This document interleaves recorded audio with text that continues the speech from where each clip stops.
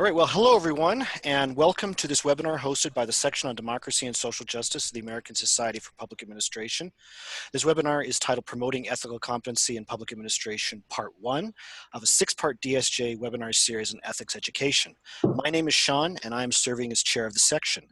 As a reminder, this webinar is being recorded, and we will share the recording on our YouTube page, social media, and listserv upon approval of the recording by panelists.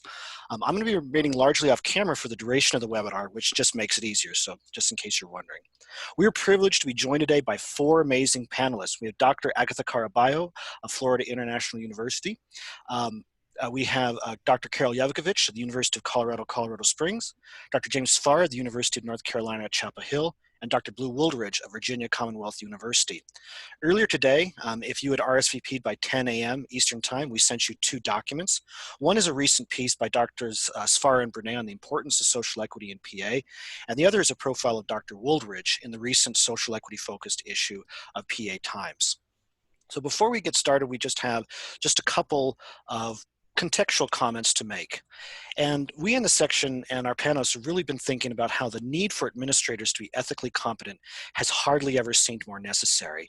Structural racism, white supremacy, economic disadvantage, lack of representativeness and democratic representativeness, lack of transparency and accountability, and what oftentimes seen as a callous disregard for social equity and social justice seem to fill the news. We're going to be sharing with you a couple links with you coming up. But we want to draw your attention to something that Dr. Susan Gooden of VCU recently noted, namely that we're living in a double pandemic, COVID-19 and racism, in which persons of color disproportionately experience the inequities caused by COVID-19, often because they're unable to exercise the privilege and luxury of social distancing, and also police killings, which raise serious questions as to whether everyone has the equal protection of the law. As noted in DSJ's recent statement on these disparities, we in this section firmly declare that these injustices must stop and that we have personal and collective ethical obligations to promote equity and justice. And as we see here, the Code of Ethics of the American Society for Public Administration enshrines the notion that administrators and policymakers should advance the public interest. Service to the public should be a hallmark of public administration. Administrators must uphold the Constitution and the law to promote the public good, promote democratic participation, and strengthen social equity. Across these other provisions, they have obligations to tell the full truth and speak truth to power, demonstrate personal integrity, and promote ethical organizations while advancing professional excellence. And the field has never been in greater need of ethical principles such as these. And this webinar is part of a series that we are hosting that review many of these dimensions. We hope you're going to join us for all of them. We're going to be discussing here, as you see, constitutional value, teaching ethics, promoting ethics in organizations, social equity, diversity, and inclusion as ethical priorities, as well as blue skying to the future of ethics in the field. And as we release our flyers and RSVP links, we hope you all will join us. And also, just to mention, this series is a complement to other programs we in DSJ have been having on these topics. And we hope you're going to join us later this month, Pride Month 2020, for our next webinar, which is co-hosted with ASPA's LGBT Advocacy Alliance. This webinar is going to take place on Thursday, June 25th from 1 to 2:30 p.m. Eastern Time and features these great panelists. And we're going to examine not only what intersectionalities are in the LGBTQ community, but also why public service organizations and professionals should be aware of issues faced by the LGBTQ plus community, ways to promote competency, and more.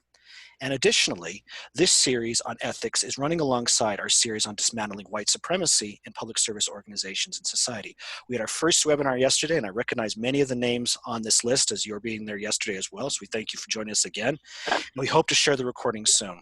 We have more coming up as you see here, including dismantling white supremacy in the academy, in the criminal justice system, and in and through nonprofits. And again, as we get more information, we'll be sending you the information. So without further ado, let's get on with the present webinar. So this event lasts until 2:30 p.m. Eastern Time. It is being recorded, and we're going to be sharing the recording later. We're going to be starting with about 3 to 4 opening questions, which we co-developed with our panelists before opening up to audience Q&A. If you would like to make a question or comment, please wait until the Q&A period, and then we'll be able to type it in the chat. And if you'd like to be unmuted to ask a question, please indicate so in the chat. And Parisa Vinzant, our Stellar Social Media Editor DSJ, excuse me, will be helping moderate the Q&A session. So I'm going to stop the screen share right now, and let's go ahead and get started with our first question, which I will also type in the chat. And our speakers, whatever order you want to answer this in, is absolutely fine. So the first question is this: in your assessment, what major ethical lapses have you seen in public administration at any level, and how should the field go about addressing those lapses? Any order you want to go in. I'm happy to start that discussion. We have, in answer to that question, a plethora of, we have so many riches to choose from in selecting an unethical issue, unfortunately. But the one that I thought that I would start with is a macro perspective, and that is the assault on the truth and the impact that that's having on our institutions and our lives, individually and in communities. Truth, of course, is a core requirement for trust. And my argument is that we are at the tipping point, that the pervasiveness of lies, of alternative realities, alternative truths, is so great that it could damage our structure of government and our way of living even longer possibly than the pandemic. Words create reality for every human being. It's the way that we understand the world is the labels that we put on things. And we teach our children what words we should give to certain objects in order to help them grow and understand reality. We also try to teach them, or most of parents do, that telling the truth is important, that lying is wrong. And in fact, by a certain age in their psychological development, if they don't engage in the truth and they continue to tell lies, it's an indication of a mental issue and something that needs to be addressed professionally. Now, also, individuals are bombarded now, and certainly in the age of the internet, with way too much information. So historically, humans tend to look to leaders. Could be a family leader, a community leader, or the president of our United States would be one example, and that administration.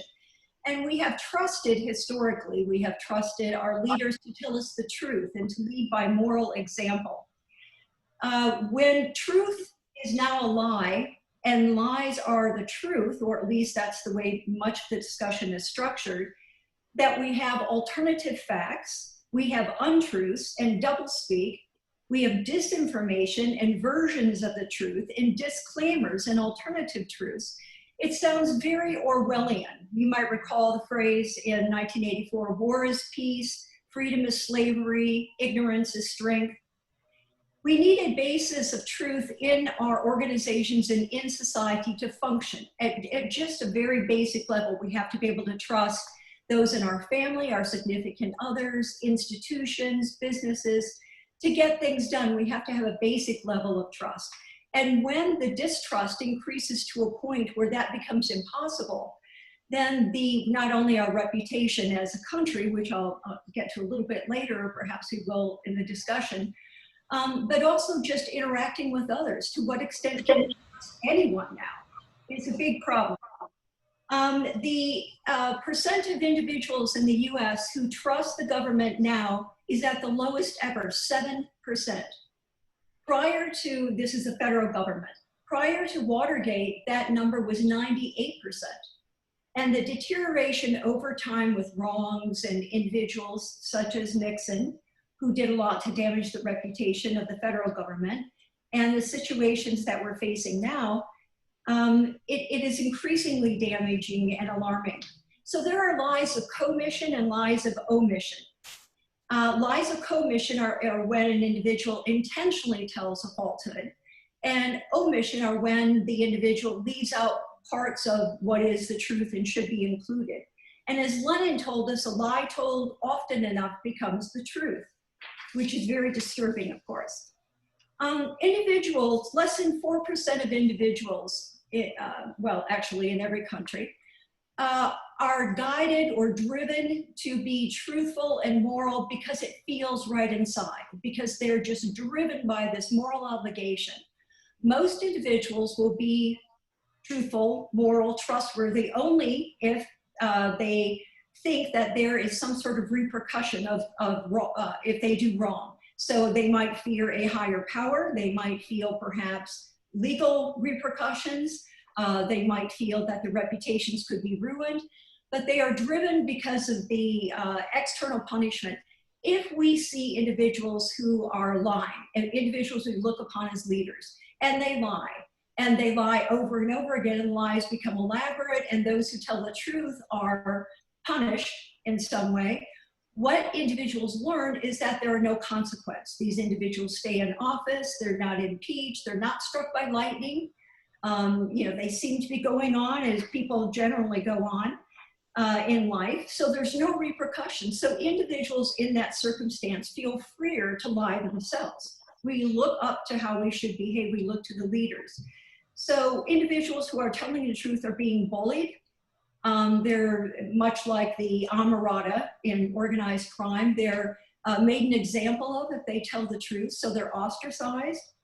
And the incrementalism of lies. If we went from where we were, let's say, 4 years ago and where we are now, there would have been a revolutionary response. But the incremental lies, we look and see nothing's happening. Some people are agreeing, some people are staying silent, which is a de facto. Then it becomes incrementally easier to make bolder and bolder and bolder lies until we get, as I mentioned, at the tipping point. Even Machiavelli articulated the importance of at least appearing to be trustworthy and to tell the truth. So to turn it over now to someone else, the result of this, of course, is a deterioration in social equity, reputation, the ability to function in the global arena. Also the health of our population declines in a state such as this, and life expectancy. Thanks. Thank you, Carole. This is Blue Wooldridge. I'll follow Carole, which though I'm reluctant to do so. Unfortunately, as Carole has pointed out, we have a wide range of ethical issues which are lapsing, and many examples. It's too bad that we're in a position where we could do a hierarchy of ethical lapses. But I certainly believe that one of the major ethical lapses is the lack of a concern about social equity, the increase in inequities in our society. A month or so ago, another section of ASPA, the Conference of Minority Public Administrators, had a webinar on, of course, COVID and the health implications. And the speaker from Morehouse called the COVID pandemic as being the great revealer. Someone else has mentioned the fact that the COVID pandemic has lifted a magnifying glass to our society. And so I think at no time in our society, and I've been around much longer than anybody else on this panel, and no time in our society have we had the concerns about inequities in our society and racism in our society spoken about more frequently than now, but also some data that I looked at before the NASPA conference last October indicated that economic inequity in the United States, as measured by the Gini index, is at the highest level since the US government has been gathering this kind of data. We are truly almost at a third world country level of inequities. If there's anything about the COVID-19 pandemic, is that it has helped identify the dysfunctional consequences of inequities in our society. I had been spending some time over the last couple of years promoting a couple of books that was first introduced to me by our good colleague, George Fredrickson, the books by Wilkinson and Pickett called The Spirit Level and the Inner Level. And they document, they are two epidemiologists from the UK, and they document internationally, but particularly in the UK and the United States, the impact of the dysfunctional consequences on our society of social inequities. And I think that one of the things that we have to do in all of our public pronouncements, whether as faculty members, and we are all faculty members on this particular panel, in terms of our teaching, in terms of our research and our service, in terms of our public training of officials, we have to talk about the impact and the pitfalls, the dare impact, I call it the cancer on society, of inequities in our society. And then also, what can we do to mitigate these inequities? Next. Thank you. Thank you. I'm going to jump off of that since you had mentioned teaching at the end, since that's, as a non-tenure track instructor, that's my wheelhouse is teaching. So I'm going to share a little bit about how I approach this in my class, and particularly in my introduction to public administration class, and asking students to identify examples of ethical lapses. And when I first brought up this topic, I had to provide some clarification. No politicians, they're elected officials, not public servants. And then depending on how the discussions went, realizing that we also had to add a disclaimer for law enforcement, because even as strike level bureaucrats, police officers with, by and large, their collective bargaining agreements are held to different standards of accountability compared to other public servants.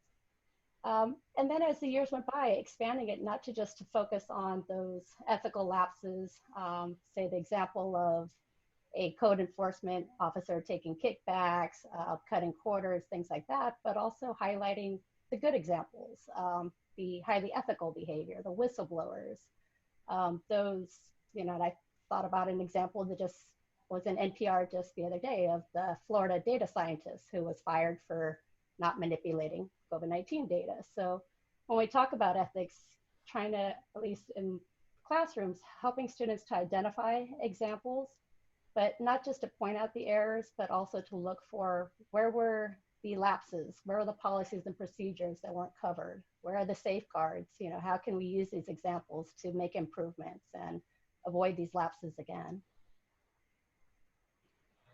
Okay, thank you, Agatha. I wanted to focus on the way that public administrators relate to and interact with the public as an area of important ethical concern. To pick up on Carole's comments about the infrequency of lying, a challenge that poses for administrators is, you know, do I speak up? Do I blow the whistle? Do I share information that will help correct these misstatements? And we've seen at the national level, certainly the negative consequences of doing that. And I think it's becoming harder and harder for administrators to fill this role. The way that administrators relate to the public certainly includes some examples of serious commissions of unethical behavior, mistreatment of citizens, mistreatment of residents, as we've seen in the horrific police brutality cases that we have seen recently. But I'd like to focus more broadly on the interaction and the ethical responsibility, according to the ASPA code, for administrators to involve the public, to inform them, and to bring their ideas, but not just their ideas, their participation into the process of developing policies, of implementing programs, and assessing the quality of services. Unfortunately, it is easy for administrators to become internally focused, to look at their own perspective, to look at the organization and what its interests are, what it's trying to accomplish. We certainly have recognition of the importance of providing opportunities for citizen input, and we recognize the obligation to inform the public. But we should recognize that those are both one-way communications and don't represent the interaction, the involvement of residents in serious discussions about how policies are developed, how programs are implemented, and what they accomplish. We need to expand that commitment, not just think about, oh, what documents am I required to share with the public, but rather, how do I fully inform the public? How do I make them aware of important issues that are being considered? How do I bring them in to discussions about what the priorities for our organization should be at this point? So it's a matter, again, of not just avoiding the unethical behavior, not just avoiding the commissions, but also recognizing the omissions, recognizing being self-centered, leaving people out, taking only the responses from certain individuals and groups that pay close attention or have interests at stake in what government does, and then using that to justify a policy position about which the bulk of the population or other groups that are impacted perhaps negatively by the program or policy not getting their input at all. Now, this will be an important part of the kinds of approaches that Agatha was referring to. How do we make our students aware and help them recognize not only what their responsibility is, but then how to carry it out? Thank you. I think this was a really great discussion, and I noticed that we have a few people who have just joined us, so we're just going through some questions that we co-developed with the panelists before we open it up to audience Q&A. And I think that these questions, these comments that you've been making about education are really important. And I know we have 4 questions, but I'd like to go to the one about education. And this is the question I'm going to be asking everyone. How can degree programs, like MPAs and MPPs, help promote ethical competency?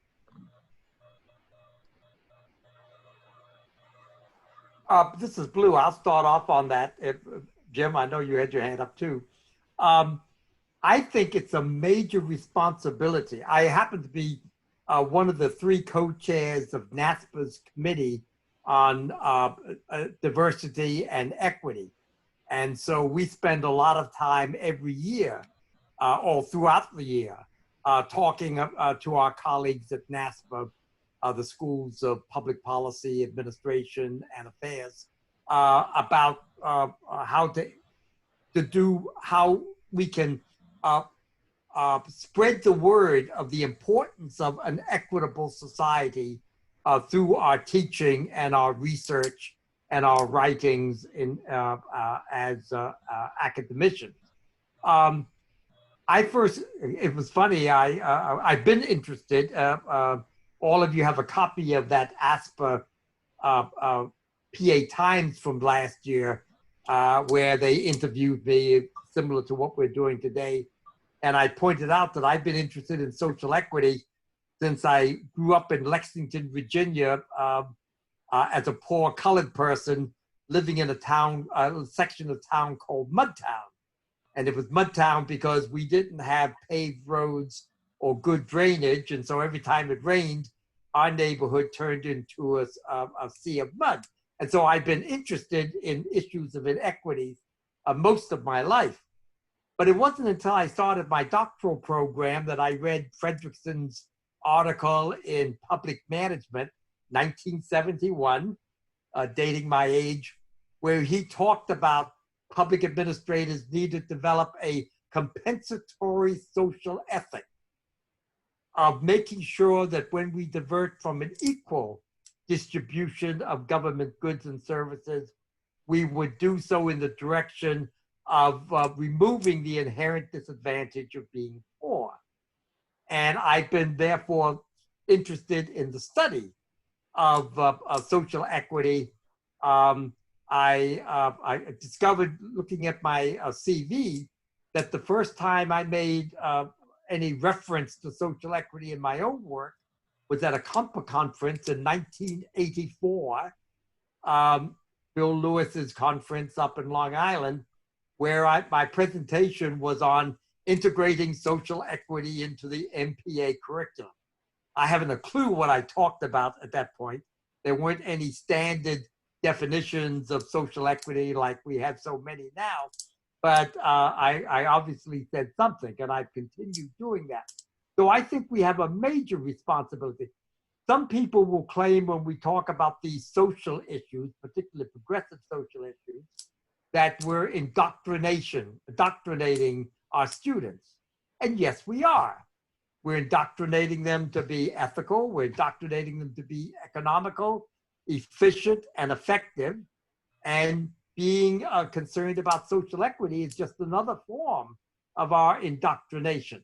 And I'm delighted that Jim, in a recent article, because I was looking for this information, did a survey or gathered data from NASPA to identify how many schools now have identified equity as one of their public sector values. And I'm delighted that 66%, I think it is, James, have publicly proclaimed that one of the values that they are trying to achieve through their programs is the concept of equity. And I think, like drinking a Coke, the bottle is half empty and half full.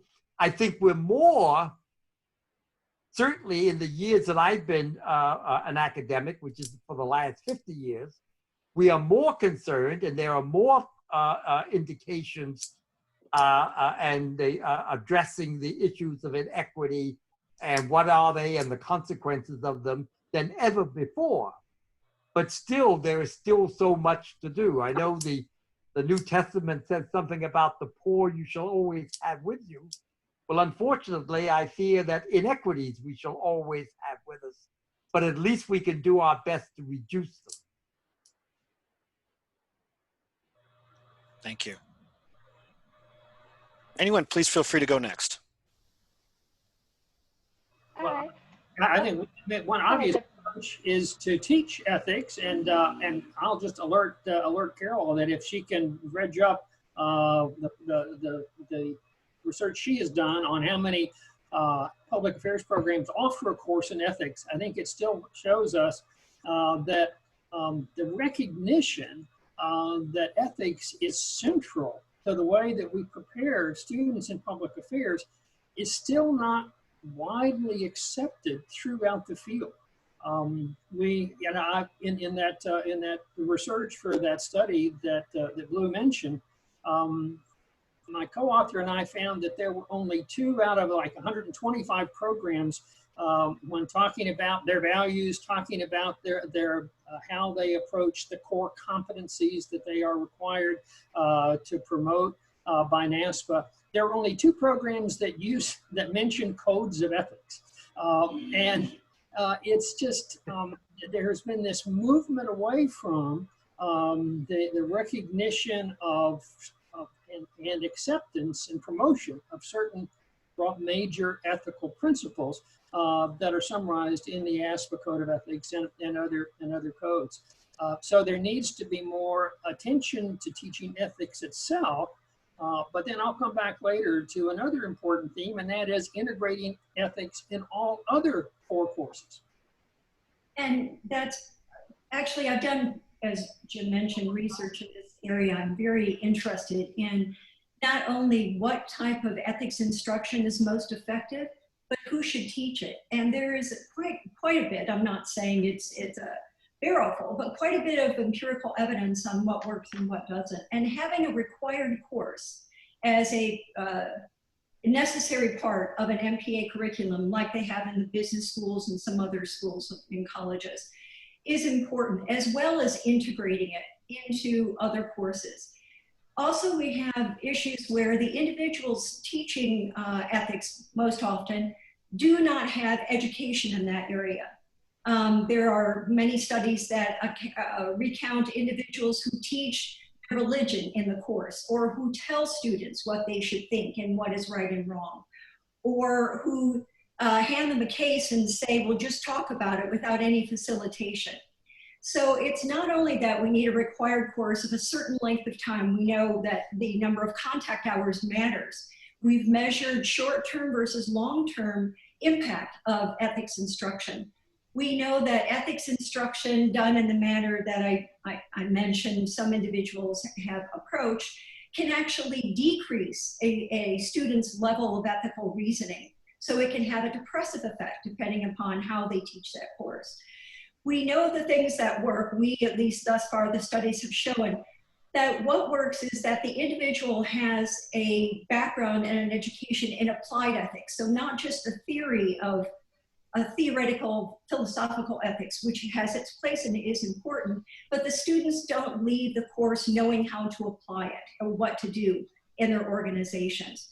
So the process of iteration, of discussion, of the professor playing devil's advocate in terms of getting them to critically think about the issues. So what are the assumptions that they have behind what they're stating in class as part of this discussion? And getting at those assumptions and where do those assumptions come from? So to think about it in that way, it could be social inequities are part of their assumptions, or political views, or religion, or whatever it is, but for them to understand that and then to help them build a cohesive ethical system. So rather than go for one situation where they're going to purport this is the right thing to do, to another situation where they might think something completely different, but how to integrate those thoughts. And also measures which have been developed on how to determine the impact.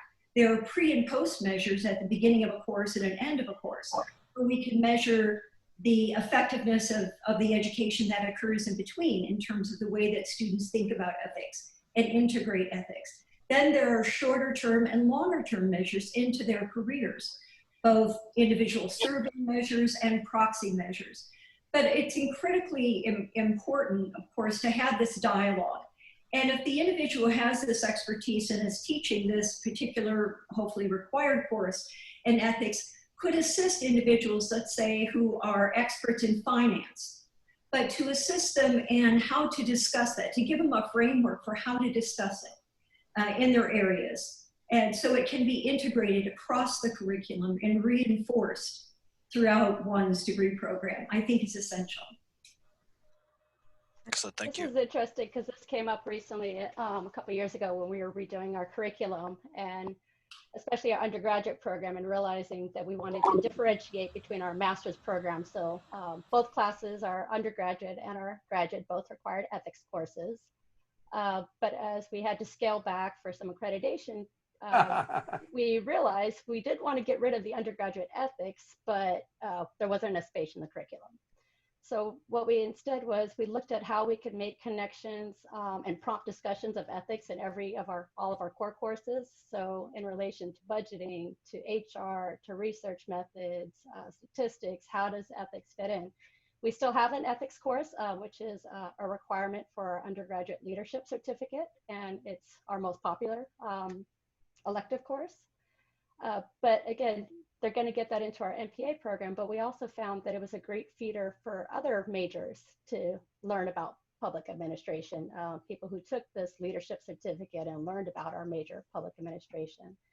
And sometimes just using different keywords. So when talking about ethics and making it relatable to business majors, talking about corporate social responsibility, and using words that were more familiar with their curriculum, and helping them see how ethics has its role in every topic in every class that we're covering in our major, and how it can be applied in other majors as well. Sean, if I may, Please. It's Blue again. I want to build on, or I was triggered, my memory, which needs a lot of help nowadays, was triggered by something that both James and Agatha just said. I'm an old professor, so I teach a variety of public administration courses, both in the core and electives. And certainly in the last 10, 15 years, I have integrated social equity into all of my courses. In the intro course, I introduce the topic and have a group project where groups of students will pick a social equity issue in the community and analyze it and make some suggestions. Certainly in the finance class, and I used to specialize in budgeting and financial management, that's a no-brainer, because every element of budgeting and financial management are full of examples of where we can integrate social equity. In fact, I'm working with a colleague on a manuscript right now on integrating social equity into the budgeting and financial management curriculum. Human resource management. I never took a course in human resource management in my graduate program, but because of a shortage one year when I was just got to VCU, I was asked to teach human resource management. Now I love it. And I teach, I try to give examples on how equity can be integrated into all aspects of the elements of human resource management: recruiting, human resource planning, selection, training, etc. Public policy analysis. Certainly, ethics and particular social equity should be one of the criteria by which we evaluate all programs and alternatives when we make our selection. Also, at my own school, right behind me, the Wilder School, we have a standalone program, a course on social equity, which students can take. But I think I reach more students by integrating it into my particularly core courses. So no one can take a course. Of course, a lot of people don't want to take a course from Blue Wooldridge, but those that do take them are certainly going to see get a good dose of social equity. And I might add, I believe it is the assignments that are very important. And no matter what my students are writing about, some portion of the assignment will have them reflect on what are the social equity implications of whatever it is that the paper is about. That's I think this is a really, really interesting discussion, and I think it segues nicely into this next question we had. So what we'd like to do is just ask this other question, and before opening it up to audience Q&A, and we do have one more question we developed waiting in the wings, and we'll send a little bit more information about how you can ask a question a little bit later. But this talk about education really highlights about how administrators at all levels need ethics. I mean, they need it as an agency director, they need it as a street level bureaucrat, like a police officer, a firefighter. They all need ethics. And I think we see the need for ethical behavior blatantly on display when we consider things like police killings that have happened recently. So this next question we'd like to ask, which I'm going to be posting in the chat right now, is, what does it mean to be an ethically competent public administrator, and how can public institutions as well as individuals promote such ethical competency? I don't mind going first. Please. When I was thinking about this, the first thing that came to my mind was the golden rule, but then revising it to the platinum rule, treating people as they want to be treated. And I think, especially when we talk about being ethical public servant, being responsive to community, civic engagement, not assuming that we know what's best for others or for a community without asking or allowing for their input. We think of these memes that equality does not equal equity, and not everybody wants or deserves or needs the same things. Even thinking of my own sense as an instructor, if I get offered a teaching release, that's great, but I'd rather have more money. So again, at one point or another, finding out what is of value to that person and understanding how individual actions can influence public integrity and public trust. And I think that's the biggest thing, that we have to let people know that public servants, they have a responsibility to be ethical, and they are a reflection of their institutions, of public service in general. And understanding, again, even though they may feel like just like a cog in the wheel, their actions are part of a larger mechanism, and realizing their role and how they can make an impact or an influence.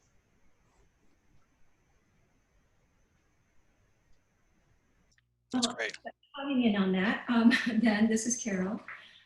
Leading by example is essential. As I mentioned earlier, that individuals look toward others that they consider to be leaders in whatever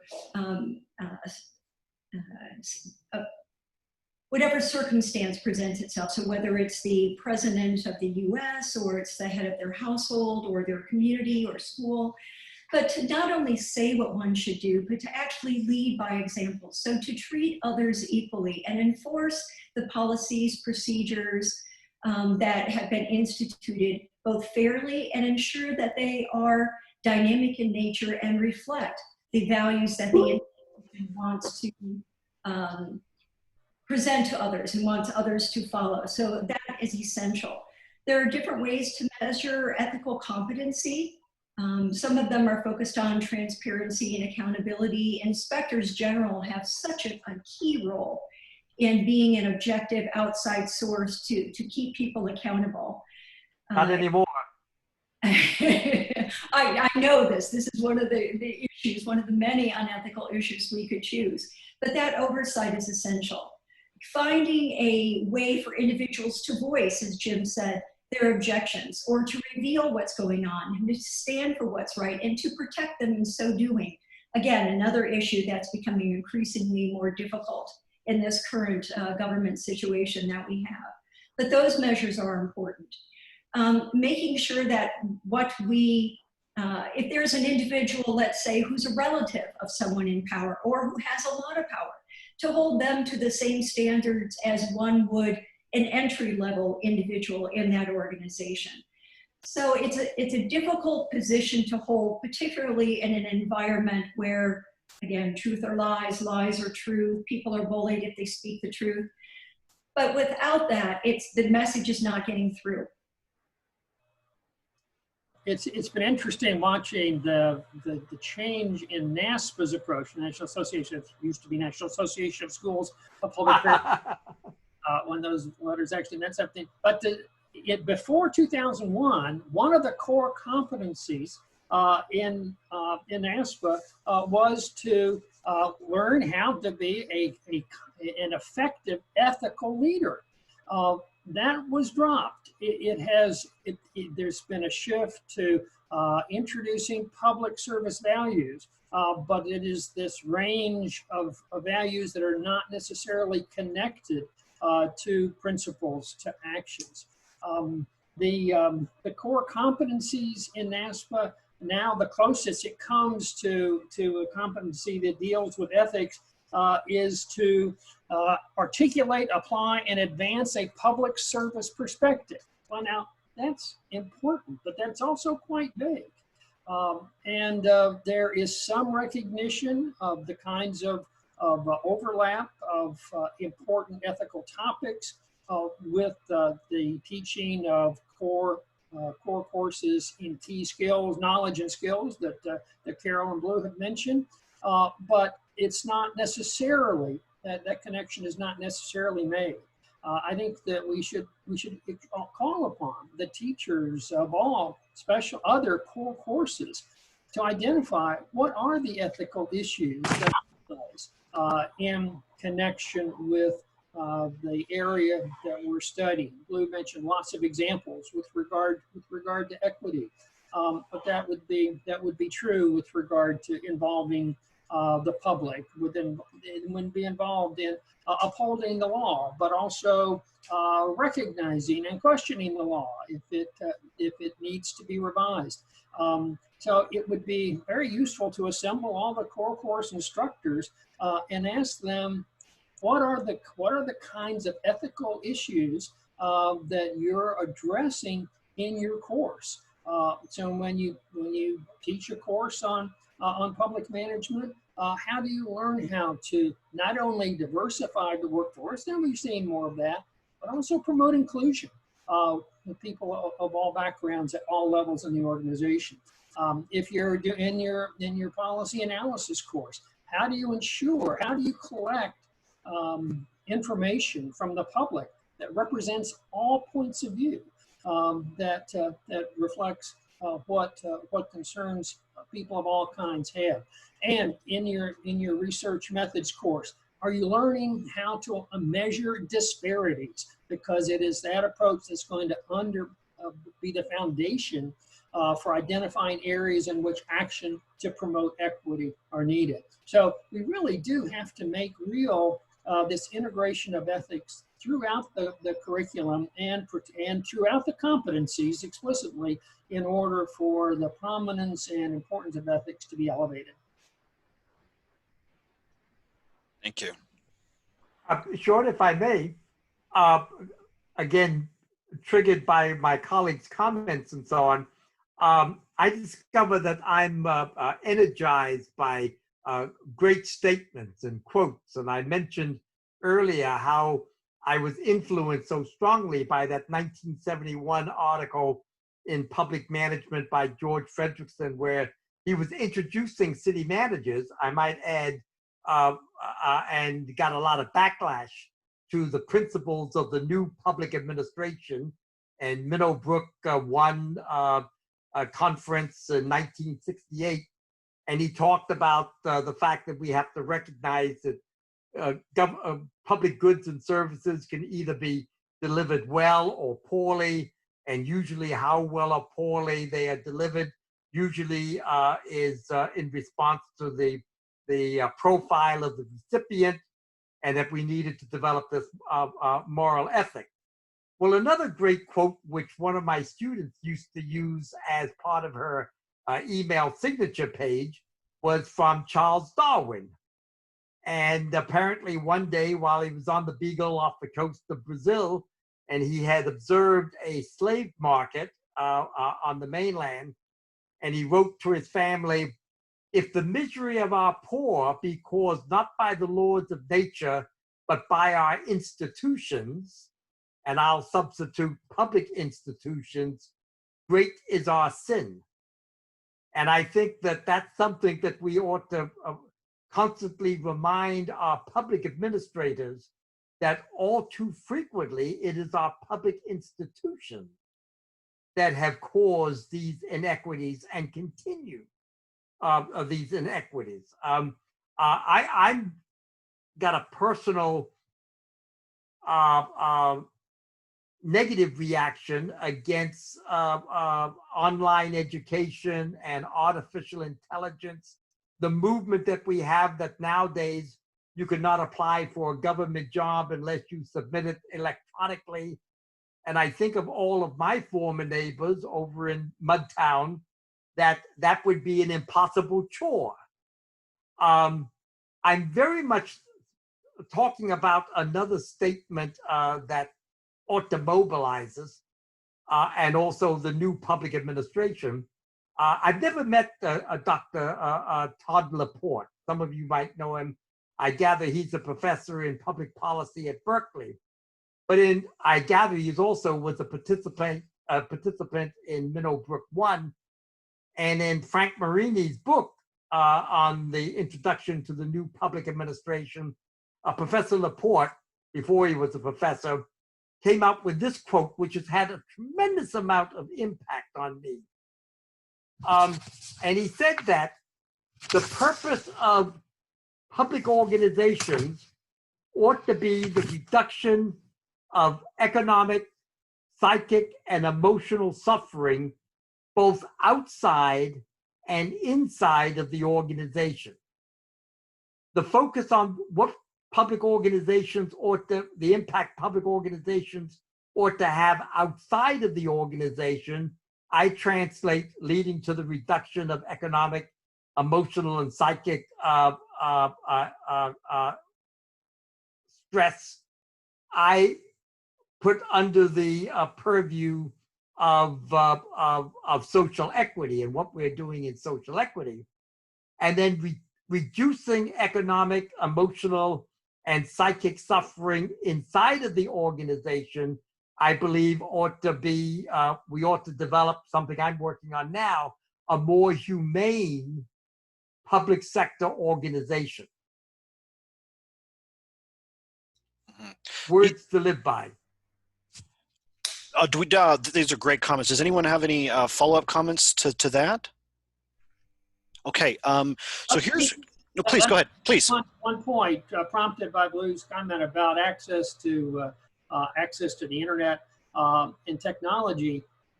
We have for I think most of our time working on this topic of equity, it's been hard to make people aware and pay attention to it, to accept that it is a reality. A critical responsibility right now is for administrators to do an inventory of all of the examples of inequality that have been very dramatically exposed by the response to the COVID-19 experience, and now the response to police behavior. Local school systems that have tried to, promote teaching at home are recognized that many of their students don't have the capability of connecting. Let's document that, so we then are building an agenda of actions that we need to be taking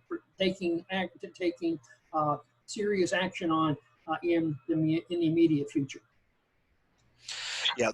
Excellent comments. And I think that goes very nicely into a question that Dr. Reggie Berry-James asked. But before doing that, just like to say to everyone, we'd like to open the floor now to audience Q&A. Dr. Berry-James will go first in just a moment.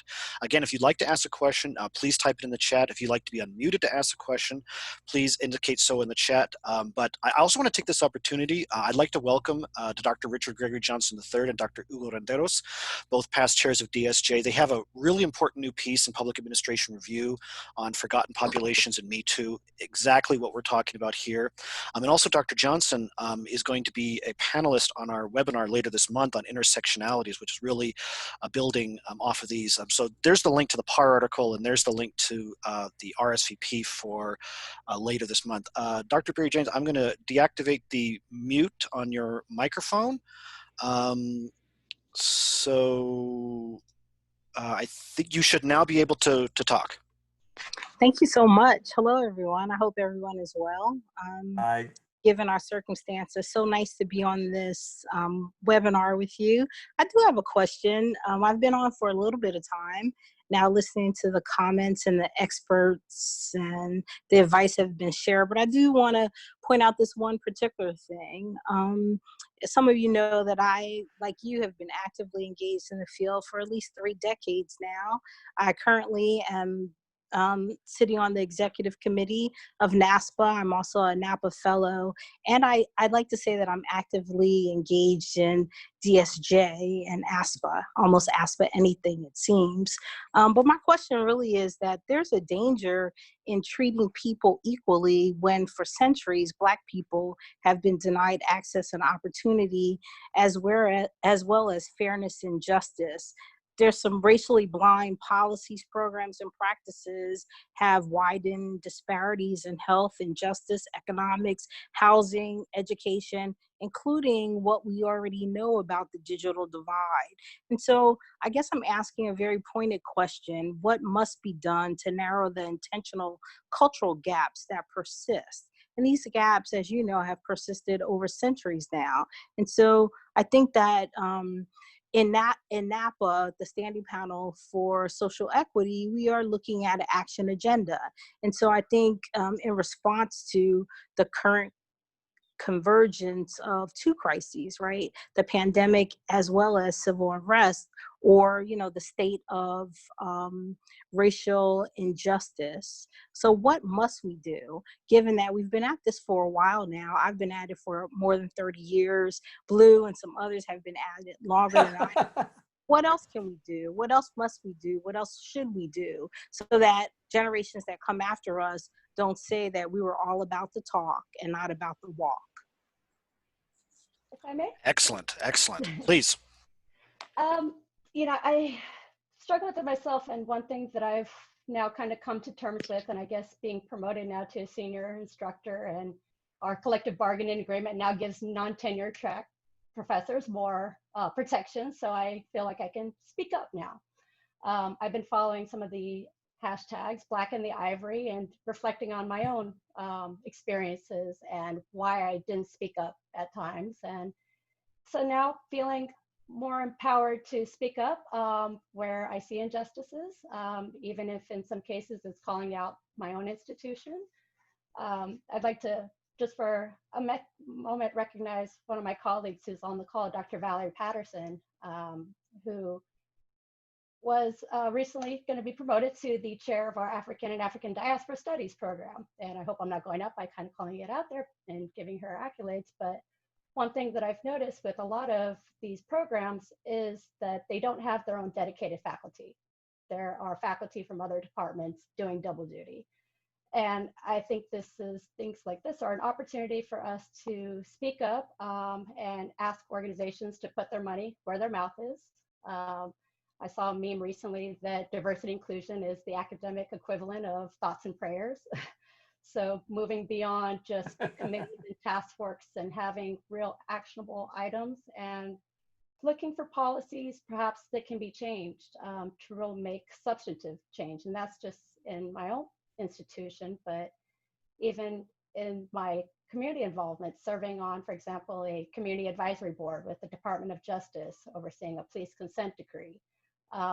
It's one thing for me to tell my students to get out there to get involved, but it's another to actually walk the walk and talk the talk. And my daughter's now 17 years old, and explaining to her, no, we can't go out and protest, but there are other ways that you can go out there and fight, and you can use your voice and your knowledge and your passion and direct it in ways that are productive for you. And I think we all have to find different ways that we can speak up that's right for us. And hopefully, like I said, moving beyond words into actions. I think that's an excellent point, and particularly within the culture of an academy, whether it is higher education or any such circumstance where individuals have a long period of apprenticeship, we could call it, where speaking out against anything, there is a very serious price to pay in many circumstances. So how, and it's an important question, how can we protect the culture, which is important, but how do we protect the individuals who see what's going on, even if they are, let's say, at the assistant level or associate level, and they want to call out these issues, and they speak to their chair or a senior professor, but nothing's done, and then they speak to someone else. What can protect them? Or it seems like there's a wall that one can run into, and I think that's a very important issue in empowering that voice and protecting it. Let me respond to the comment specifically about not relying simply on the value of equality. There was an assessment approach that was developed by the panel on social equity at NAPA when Blue was chair of the group, that talked about a range of issues to explore in organizations. One would be access to services. Is there equality? Is there equal access to services? Is there equal quality of services across all groups or all parts of the community, whatever? But then also, are there disparities in impacts and outcomes? And when you have to get to that disparity issue in order to identify where intervention is needed, where you go beyond the principle of equality, in order to address the special needs or special problems, special concerns that are holding some groups back. These comments, and of course Jade's question, brings back so many different memories and thoughts. My first advocacy in the name of social equity happened way back in 1975. I had just left my first academic job at Virginia Tech and was hired by a nonprofit in Washington called the National Training and Development Service to be the director of a HUD-funded curriculum development project. All of a sudden, I was director of a project of $1.2 million, and I had $700,000 to give away to your institutions to develop curriculum packages. And since this was the urban management curriculum development project, the first thing I did was to go out to the ICMA conference in Seattle that year, where I surveyed some city managers to find out what were their training needs. But while I was out there, I listened to a presentation by a former fellow of the Academy, one of our good friends, Astrid Merget.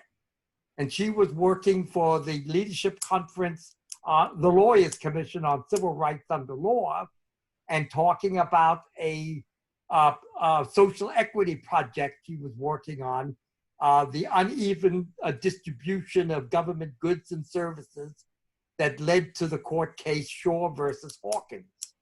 And I came back to Washington and convinced my advisory board that we needed to set aside some money to develop curriculum to support the development of curriculum material in social equity. And we put it out in our call for papers and didn't get very many responses, but the winning response was a couple of planners at UVA, and they developed indicators, heuristics that public administrators could use on the distribution of government goods and services. And they included such things as responding to demand, responding to ability to pay, responding to preferences, but one of them was responding to need. And as Jim mentioned, there's a lot of instruments out there now in society. The Institute of State and Local Government at the CUNY University have developed a fiscal indicator instrument where localities can rank themselves in terms of different inequities. You've got the international indicator of poverty used by the UN, developed by Oxford University. Jim himself served as technical advisor to a project that we did between the Council on the Center for Applied Performance and the Standing Panel on Social Equity and ASPA, where two sets of our colleagues developed social equity measures and instruments for measuring inequities in our community. And for example, again, going back to how I teach both policy and budgeting, in my budgeting class, where I start off by talking about the need for strategic planning, I now include these instruments for measuring inequalities in our community as part of the strategic planning process. And I know that you can get these instruments, particularly the ones that Jim served as technical advisor by either writing either one of us or the Center for Accountability and Performance, or the National Academy of Public Administration. So there's a lot of material out there that we need to integrate into our classes, and not only into our classes, but when we talk to, most of us get called upon to meet with public sector or nonprofit sector, sometimes elected and professional managers groups. We need to make sure that we talk about that. Excellent response. Do we have any other comments on Dr. Barry James' question? Okay, so we actually received one over a private message to me. So anyone, you're welcome to send a message, whether it's a private chat or in the group. This person would like me to ask this question for them.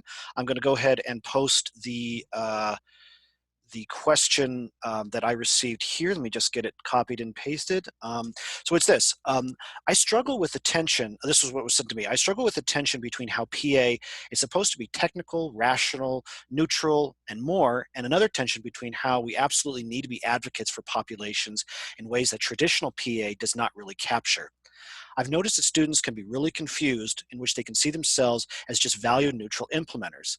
How can I address this in the classroom, especially the notion that these traditional ideas of neutral PA is likely what is not needed in modern PA?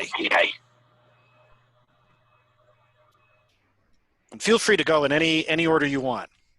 There's so much there to address. Well, public administration has never been neutral. I mean, I think that is a myth that some people have hidden behind. You know, I just kind of work here. I used to chair the Policy Issues Committee of ASPA. And whenever we took social policies to ASPA National Council, there would always be some people on the council that would talk about, well, of course, you know, we're supposed to be, we're supposed to observe the Wilsonian dichotomy of policymakers making the decision, but public administrators just implementing them. At the same time, leading public administrators, when you get with them in the bar, will always talk about how they manipulated their elected officials into making a decision that the public administrator wants.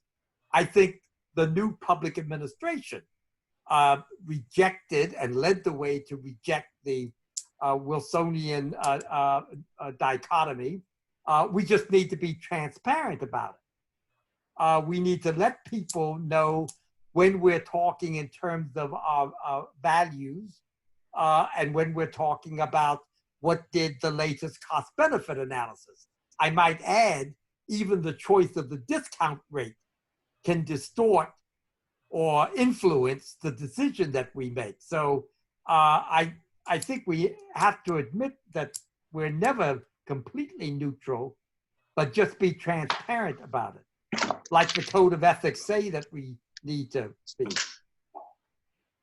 Well, Blue, I can't let Wilson and a dichotomy stand without challenging that. Wilson actually, I know the one thing that Wilson clear was that the final decisions on policy are made by elected officials. Yes. Administrators should not preempt it. But Wilson actually had a broad view of what administration would do and recognized the discretion that administrators must have, their awareness of what the public is concerned about, and so on. So I think there's always been the neutrality comes in the form of not playing favorites, of not manipulating elected officials in order to get the outcome that you want. But you know, the overriding value, the overriding purpose is to serve the public, and unless we recognize the diversity and range of differences in the public, we can't do that. We will wind up serving only certain groups and not others. So it is, public administration has always been rooted in values and commitments to a higher level of serving the public.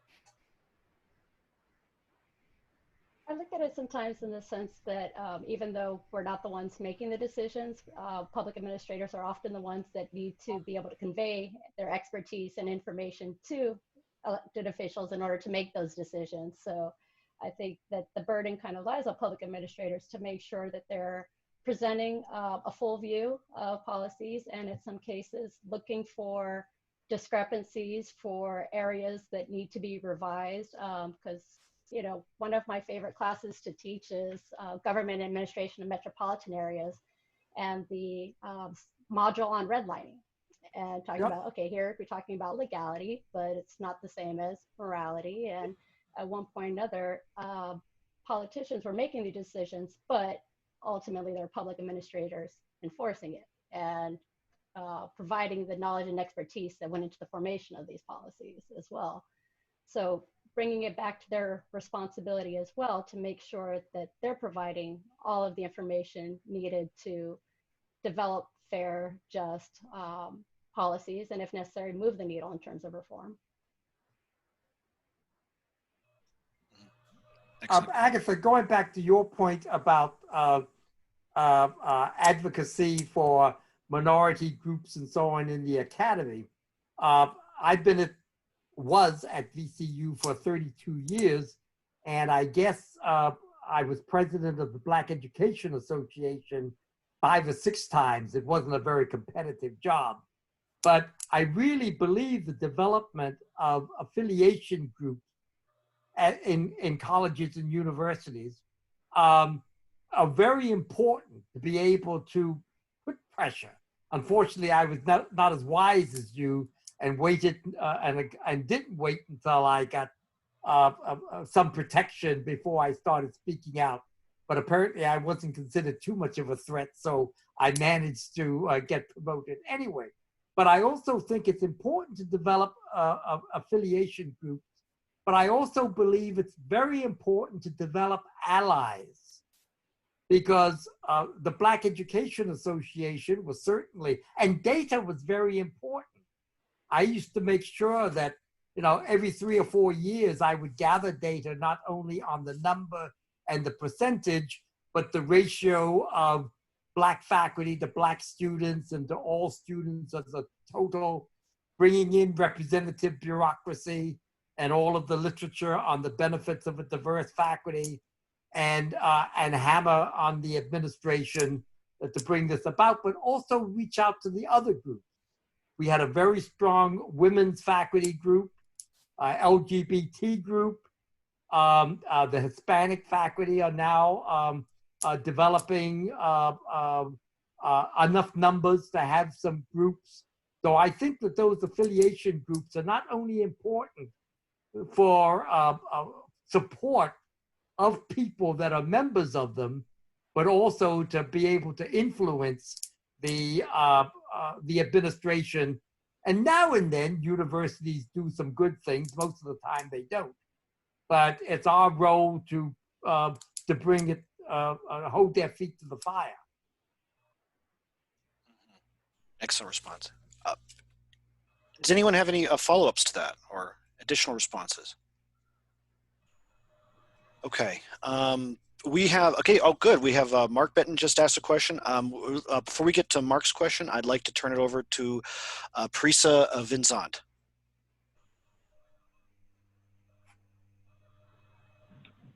So thank you, Sean. And so my question really is tying a few different parts of this conversation together, but maybe before we do that, maybe hearing from Dr. Benton would be a good next move, but I'll leave it to you, Sean. Sure. Actually, Mark, let me just go ahead and activate your mic if you would like to ask the question to the panelists directly. You should be off mute. Oh, hello. So my question was, how do we deal with this possibility that as educators, we may never see many of the street level workers who could use a strong background in moral public administration?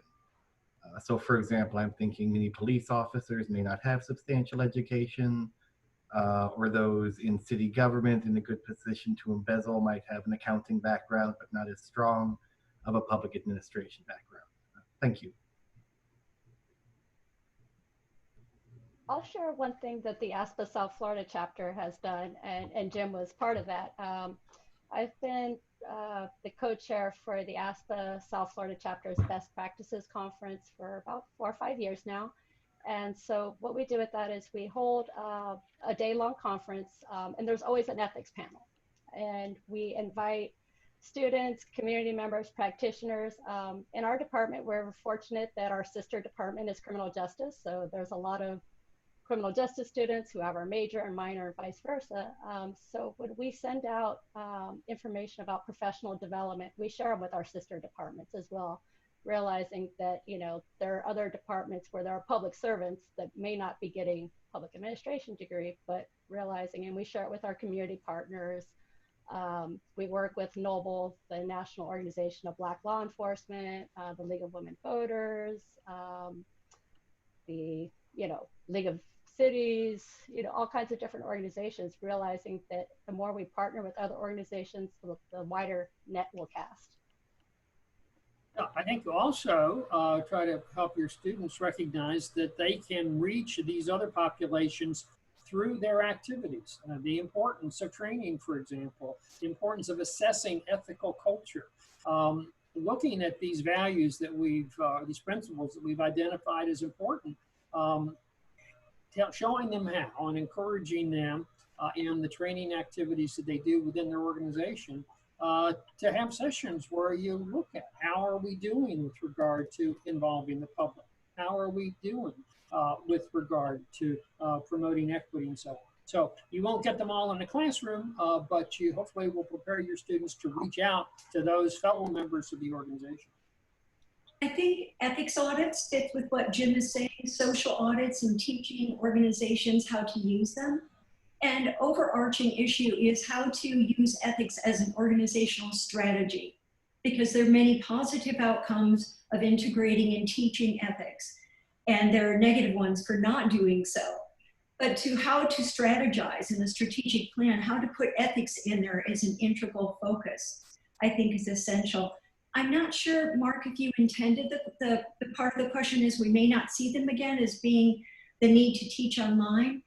And ethics instruction online, but we can teach ethics audits and social audits and certain topics easily online. Having the safe space to share one's opinions, let's say in the model that I was discussing earlier that research shows is effective for creating an integrative ethical system for students. Because of privacy issues and nothing's perfectly private, and the ability of what is shared online to go beyond just the individuals who have agreed to respect one another's opinions, that poses bigger issues, I think. I don't know if that was part of your question, but in terms of that aspect of instruction or training, that certainly needs to be thought through. You know, Mark, that's an excellent question, because we know that the majority of public administrators have never taken a course in public administration, engineers, etc. I think that one of the things that we can do is to reach out to their associations, no matter how sophisticated or unsophisticated they might be, and offer ourselves as speakers. Most of them are looking for somebody to come to their next meeting or something like that, and either make it a full front presentation on ethics and social equity, or make sure that that's worked into whatever we happen to be talking about. One of the things that I and a couple of doctoral students years ago, and we did present it at APAM and at the Social Equity Conference. By the way, let's don't forget about the Leadership Conference on Social Equity, which the National Academy of Public Administration and a local university puts on every year, and attending those. But one of the things that these two students and I did, we did an analysis of the mission statements of the 95 counties, and at that time, I think maybe 39 cities in Virginia, to try to identify how many of them had some indication of ethics or accessibility or equal service they had in their mission statement. And while we never did write it up, we only presented it at a couple of conferences, that would be of some interest to people at the municipal leagues in your state. And you could reach out to both elected and appointed officials, many of whom have had no formal public administration preparation at all. Mm-hmm. We can become warriors for ethics and social equity. There's been some discussion over the years of from the section on ethics, but also including DSJ and LGBTQ, to do workshops prior to conferences. Now, the situation with conferences is changing, but a workshop inclusive, perhaps there'd be a minimum charge or a charge for a certificate. It's been discussed different ways, but that might be a possible way of reaching a broad spectrum of individuals. By the way, of course, you know, ASPA used to have 5 or 6 different pre-conference workshops before every national conference. And we could also do that, probably even more importantly, in terms of outreach at the regional conferences. Right. You know what? No, go ahead. Sorry, go ahead. No, I just said also ICMA, so just other associations. You know, and I think these are really great comments. In fact, one of the things that we've been doing in DSJ, we've been partnering with the Dr. Caraballo section in SWAPA, but also SPOLR and SNAPS for the social equity, diversity, and inclusion workshops, which actually would have been in its third year. And of course, I'm also looking at Dr. Johnson's name. He actually would have run one of the 4 modules there, but COVID-19 got in the way. We're going to try to offer that again when ASPA is in Minneapolis. And it's been really well attended and received about understanding not only what privilege is, but understanding our own biases and how we can yield change at personal and systemic levels and so forth. So I think it's a wonderful thing that you mentioned. I think it goes really nicely into this next question. We have about 10 minutes left, so if there are questions, please make sure to get them in. Dr. Stephanie Dollimore asked me to ask this on her behalf. I'm putting it in the chat right now. What role does empathy play in ethics, especially helping public servants serve diverse groups, or as recently discussed, to address policy and administrative discrepancies? Are there specific ways you can teach MPA, MPP students to practice empathy? From a counseling perspective, one can encourage an individual, it's usually done at an individual level, to experience empathy. There are some people, given their personality or mental orientation, who cannot develop that aspect of their, let's say, emotional repertoire. But there, in group sessions, individual sessions, there is a way to sensitize individuals to the importance of empathy, make them aware of their own orientation. And certainly treating everyone equally would come into play there in developing that sense within an ethical structure. Thank you. Yeah, we talk about appraisal and interaction with staff. If recognizing and emphasizing the importance of empathy as you interact with individual staff members that you're evaluating, to understand their perspective, their concerns, their ideas, I think is essential to effective appraisal and effective appraisal process. I think, by the way, again, that was obviously an excellent question. I think that one of the things that I've had to learn, and many of us have to learn, is that there's different instructional strategies for different types of learning objectives. And I would think that something like empathy, certainly a role playing might be a very important way to get, and also, of course, videos and things like that, that would enhance our ability to recognize that not everybody reacts the same way that we do. I think it's empathy is a very important characteristic. And I'm sure that in my 6-hour lectures for each one of my 3-hour class periods, I didn't do a very good job of getting it across, but it wasn't because I didn't recognize how important it was. I like the idea of a 6-hour lecture for a 3-hour class. Sorry, I just had to interject there. I like this question because as I'm starting to redesign my fall classes, thinking about, is empathy missing from my class? Is that something that I have to kind of think of how to present this? And one thing that comes to mind is bringing in the perspective of those who are directly impacted. So being able to hear it from the horse's mouth. This is somebody who is individually, their community, their organization was impacted by this policy. So let's hear it from them directly. Yep. What was the impact? And not relying on the secondhand interpretations of the output. Or the written report, right. Yeah. Mm-hmm. One thing that kind of comes to mind is, for example, here in South Florida, there's been a move to redo the public housing. So many years ago, when they closed down the public housing, they scattered the recipients of public housing into communities all over, the county. And at one point they're like, yay, we did such a great job. We rehoused everybody. But if you ask those who were relocated, their community was destroyed. They were relocated into a community where they were cut off from their family, their friends, their employment.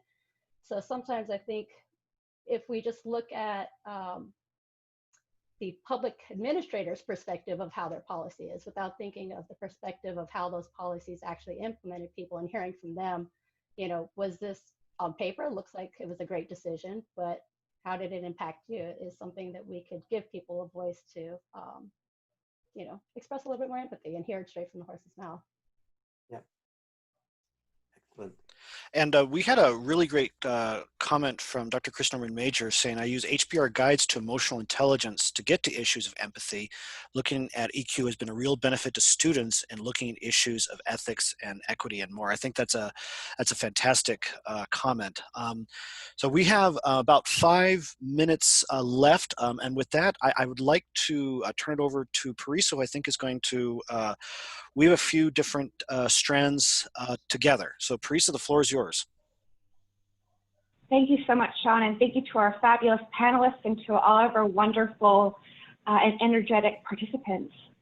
So what struck me, a couple of things struck me as I've been listening here. One, we can't change what we don't measure. This is a very common refrain in PA. And I guess my question is, when you look more broadly at roles and responsibilities of organizations, whether that's accrediting bodies like NASPA or individual programs, MPP and MPA programs, you know, really to assess, you know, not just integrating, but measuring how we're integrating ethics. And something I found that was very surprising in speaking with NASPA accreditation was that currently they do not explicitly collect or analyze or measure ethics, how individual programs are doing that. So I find that problematic. You know, again, it goes back to, you can't really necessarily change what you don't measure. And also something that Dr. Wooldridge has said is that the public institutions have caused inequities and have caused inequalities. So it goes back to the roles and responsibilities. It goes to leadership. And I know it's a very broad and very non-compact question or reaction, but I would appreciate hearing any responses you may have. Thank you. Well, since I'm no longer on the section board, I'm going to suggest some more work for the section. I think that one of the, I know, thank you, Stuart. We're now muted. Yeah, I saw that. I think that the section could provide an invaluable service to public administration as well as our members by serving as a collector of different ideas on how we can promote both ethics in the broad sense and social equity as either a subset or as a separate E. I talk about the 5 E's of public administration, and I divide ethics and equity, but that's only my idiosyncratic. I think that, you know, all of us on this panel have got our own sources of information, our own methods of what we do, particularly in the classroom or in our practices.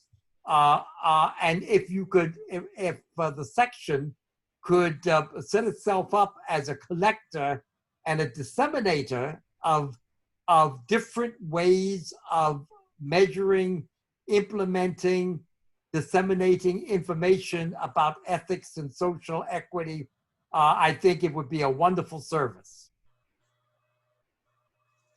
I agree. NASPA in its glossary, and it's the only place you find it now, defines competence as the ability to carry out responsibilities effectively and ethically. So they have recognized that inherent connection. And Teresa, maybe the start to the answer to your question is identify this as something to measure. How are these two elements being merged? And by the way, those of you who are academics, do get involved in the committee on social equity and diversity and public affairs education at NASPA. And remember now that we give 3 awards a year. And so think about what you are doing and nominate you, yourself, or your program, or your colleagues for one of those 3 awards. Excellent. Do we have any other comments on that question? I Okay. just want to say thank you very much. Well, thank you. So with that, we are at time. What I'd like to do is to give our 4 panelists, if you have any final words of wisdom or thoughts for the group, please do so.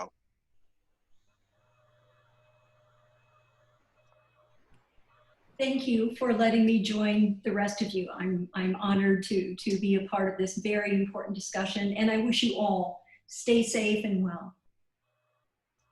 Thank you. I also want to thank everyone for the opportunity to be a part of this panel. As I kind of mentioned to my panelists earlier, I had to kind of shut down my own imposter syndrome, wondering how I got here in the room, but I'm honored to have been invited and glad that I could have contributed.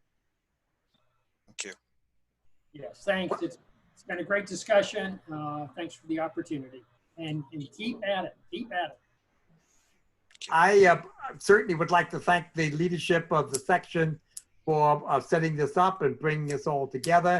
As I mentioned, I talk about the 5 E's of public administration: economy, efficiency, effectiveness, ethics, and equity. But I strongly believe that social equity, social justice is the most important of those 5 E's. And we need to always strive, as Jim said, we need to keep up with it with every fiber. Thank you very much. These are excellent comments, and with that, it's a wrap. So thank you for everyone for attending for a great discussion. Special thanks to Dr. Caraballo, Dr. Jurkiewicz, Dr. Svara, and Dr. Wooldridge.